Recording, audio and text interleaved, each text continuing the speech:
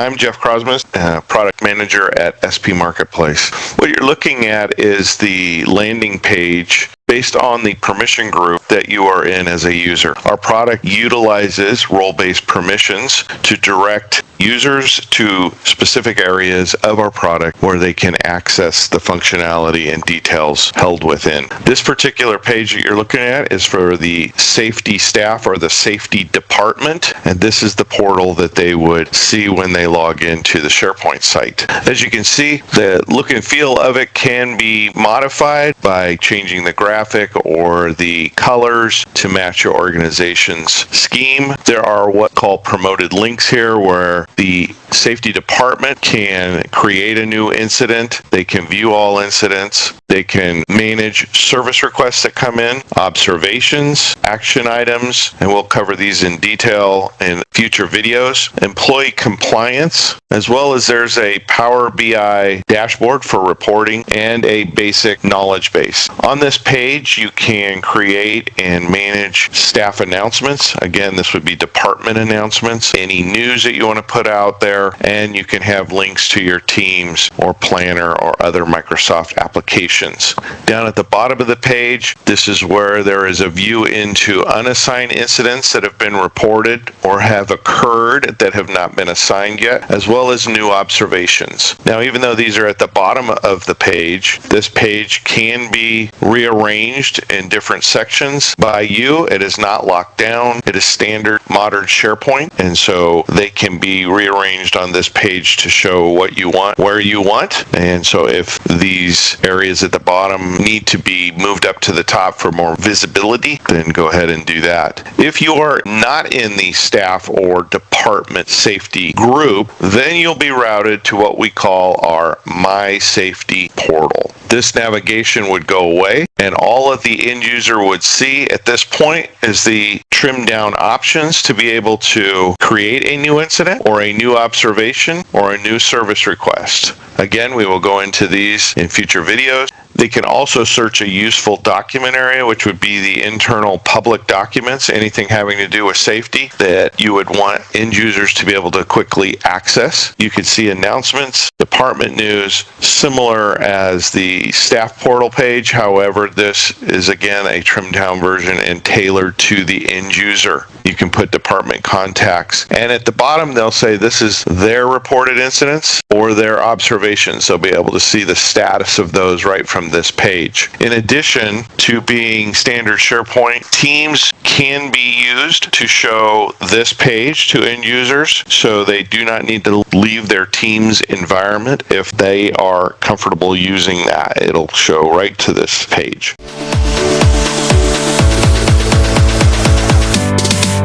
We're going to focus on observations. So in the world of safety, one of the important aspects is to have users and other employees be able to easily and quickly register an observation that they may see as a safety hazard or an issue that could cause an incident. So the observation area of the product can be accessed from the My Safety portal, which is the all user portal, or it can be initiated from the safety staff, or as we call it, the department. Whoever's in the safety department can go and create an observation. So when an observation is created, you'll notice it takes you to a SharePoint list where if you have the proper permissions and are in the permission group, you will be able to get to this list, which houses all of the safety observations that have been registered. When a new item is created, it will open a form, and this form will have several fields that gets the observation information detailed and presented in the database for action items. The title is basically whatever is the observation. A rail is broken,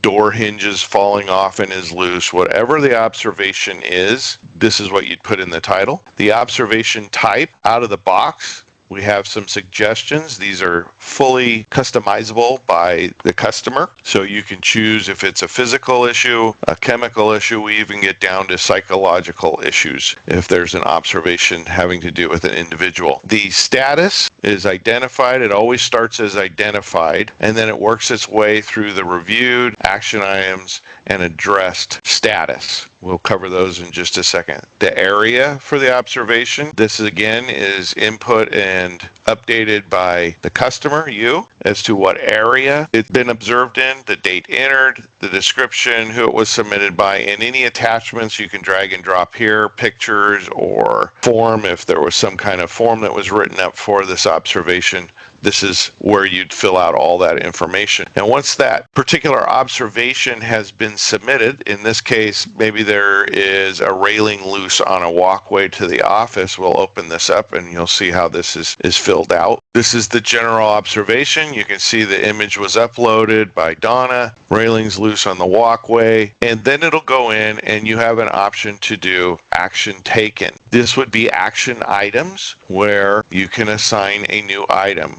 In this case, this was assigned to tighten the railing between the warehouse and the offices. If we open up that, the form will open up an additional area where you can see, okay, now we are going to utilize our action item part of the product. Action information, what is it that you want to be done? What's the action type? Is it an inspection? Observation, is it training? Where's the area? What is it that you want done? And so on. There are due dates and completed dates. When you put an assigned person in here, they will get notified that they have an action item, and they will have a link to this particular action so that they can be alerted and take care of the issue. It relates to an observation down here, so you can see where this action item came from. If it was an incident, it would put it here, or a service request and so forth. So there's cross lookups to be able to keep the information all within a single situation that has occurred. So originally the observation was a loose railing. On this form, you'll be able to do and see any of the action items related to that loose railing observation. There's a work log, time log, any documents that may be needed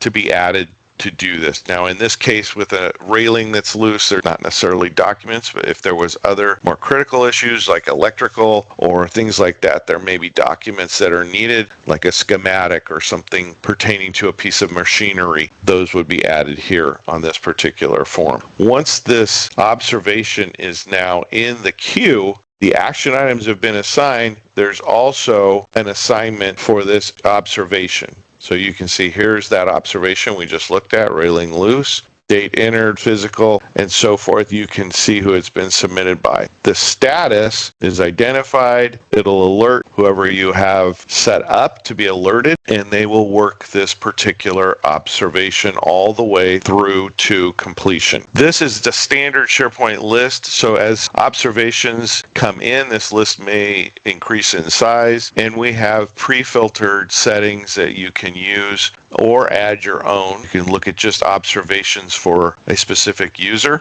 observations that are new today or by area, and some additional ones down here by status or by type and submitter. Those come standard out of the box. When an observation is completed, then it moves to completed and addressed, and the action item would be closed.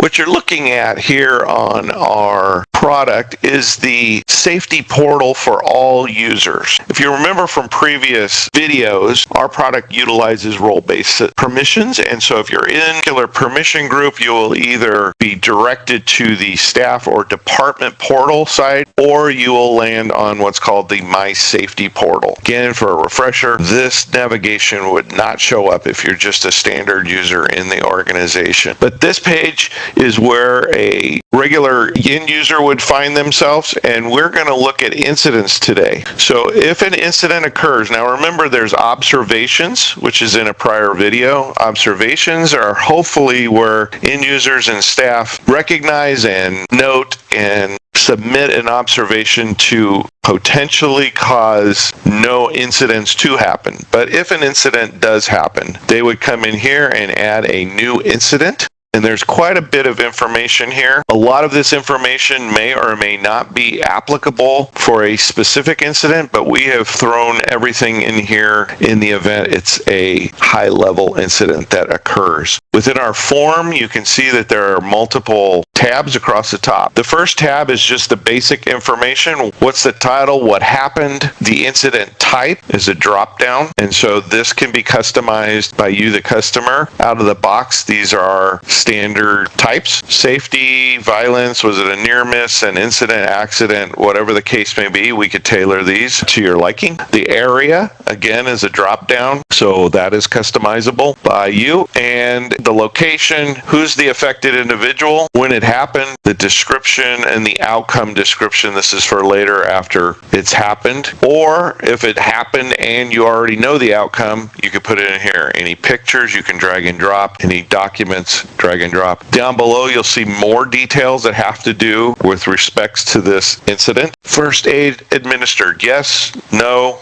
not applicable. Fill in the fields if it is applicable. Witnesses, were there any witnesses to this incident? And then down below, post-incident, this is down the line, what happened? So the incident has occurred, now what happened with the worker? Did they go to the hospital, they go home, they return to work, whatever it is, and then put the details in down below. We want to gather as much information as possible for this incident that has occurred, not just for current review, but future audits and or any safety regulations that need to be adhered to within the country or business. The additional tabs that are opened up here are affected individual. This is all the details regarding the individual that the incident may have affected or occurred to. If it's not an employee, there's an area for not employees that you can put that here as well. Maybe it was a contractor, a vendor walking through the shop. Safety staff, this is where you assign it. So who is going to be the one that is responsible for managing this incident? All statuses start as unassigned. If you were going to assign it, you simply just say, okay, we're going to pick the type. This will default from that first tab. If it wasn't filled in or it was filled in incorrectly, you can change that here before you assign it. What's the priority? Again, this can be customized. These are 3 out of the box. All of the drop downs you see are out of the box options.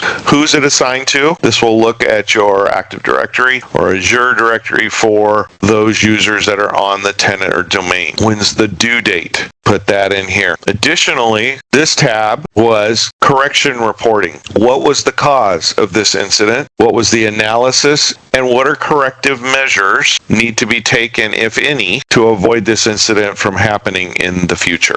Reporting, you got case classifications and details regarding the individual or individuals that were affected. There's a basic work log where you can type in details of this and have it date time stamped it with the appropriate time that this occurred. Now, after the incident has been reported, it's going to come into the department portal side of it, and it'll reside in the all incidents list. This is a standard modern SharePoint list, and so there are views within this list. If your incident list grows, you will be able to filter this by predefined views that are out of the box. Incident by areas, by priority. There's a few more here, by department, by month. So you can quickly look and filter this list based on the information and the metadata that you're looking for. This also can be exported. So if you need to export any of this information, you use the standard built-in SharePoint export option. You can export it to CSV or even create a Power BI report. If you have the knowledge of Power BI, you can export it to that as well. If we took, let's say, this forklift accident example, and you open it up, you'll see that there are quite a number of tabs. Some of them we already just covered.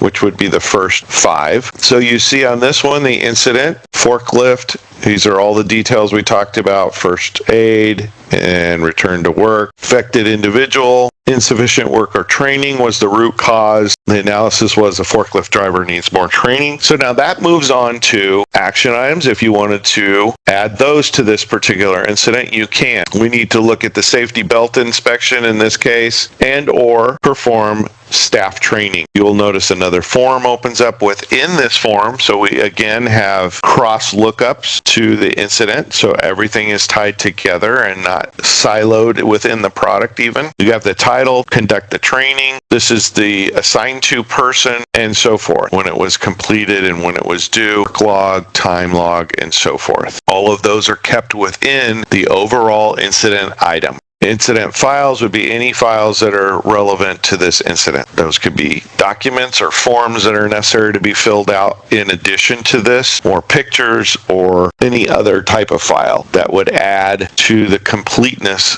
of what happened to this incident, how it was resolved, and for reporting purposes, be included in that report.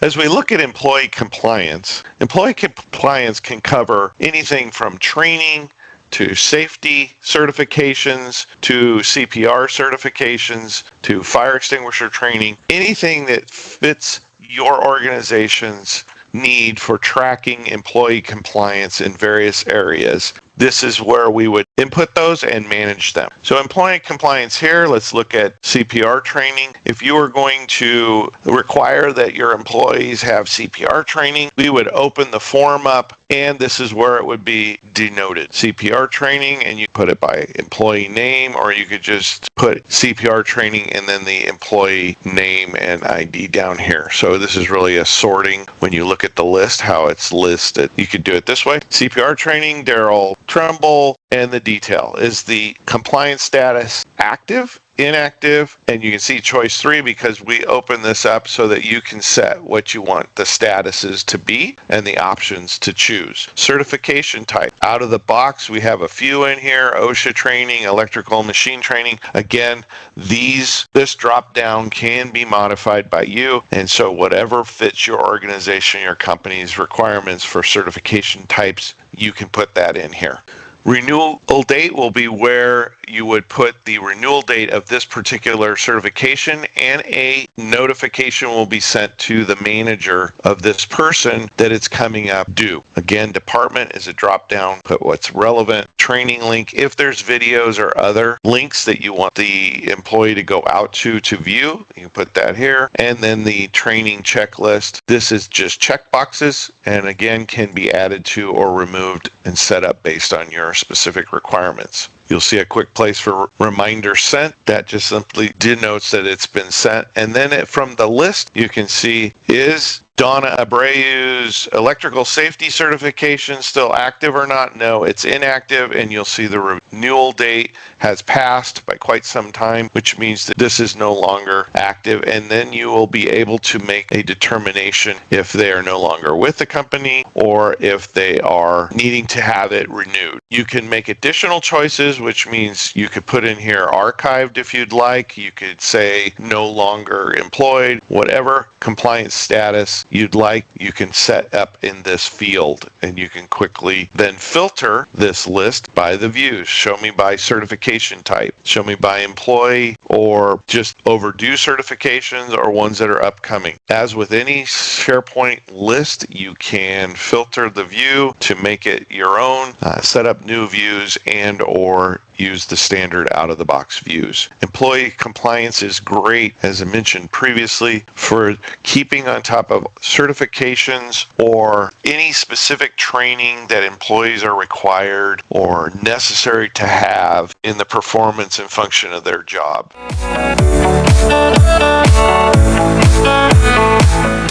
When loading the dashboard, there'll be 3 pages of this particular dashboard. And I should add at this point that if your organization or company has proficient Power BI dashboard knowledge and training, this dashboard can be tweaked and customized to your liking and or added to if you wanted to add additional pages to this view. This 3-page dashboard comes standard with our product. There are several areas, and you can note that there are filter options on the left, so you can by year or by month. You can also quickly see incidents by department, by month, by area, and so forth, and then some details on those incidents. If you pick particularly, let's say, a warehouse, and you clicked on it, the whole chart will dynamically change to show you information relevant to the area you clicked on.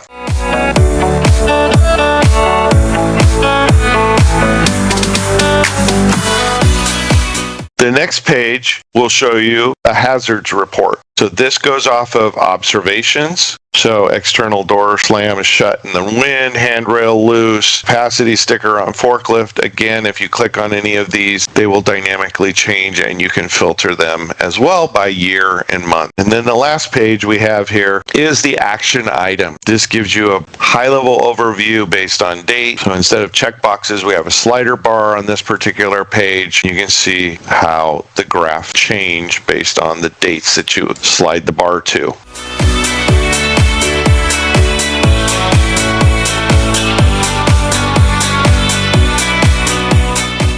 All of these dashboard views are looking at lists that are held within the product, as well as the dashboard views allow for upper level management, supervisors, or directors to quickly be able to access the information in a nice graphical view and sort down to the areas that they're most interested in finding without having to go to the specific lists and look through those. Our Power BI dashboard comes built in with these 3 pages that I just showed you. However, again, if you have Power BI knowledge and experience, or someone on your IT staff does, these are completely customizable by you.